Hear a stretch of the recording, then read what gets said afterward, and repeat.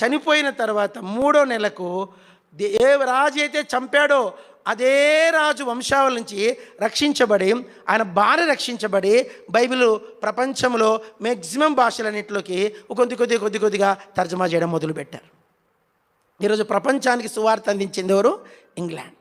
మన దేశానికంట 17వ శతాబ్దంలో, ఇది జరిగింది 15వ శతాబ్దం. 17వ శతాబ్దానికంతా ఇంగ్లాండ్ మొత్తం సువార్థీకరణ అయిపోయిందంట.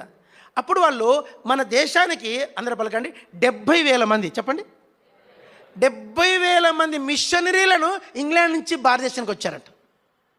100 కాదు, హెబ్రోన్ అంతా తిప్పి కొడితే 1500 ఏమనుకోకండి, హెబ్రోన్ మొత్తం కలిపితే కూడా ఒక 5,000 మంది పాస్టర్లు ఉన్నారో లేదు నాకు తెలియదు, 5,000 మంది సేవకులు. అలాంటి హెబ్రోన్ ఇంత కష్టపడిన, హెబ్రోన్ పెద్దగా ఇంత చెప్తాం.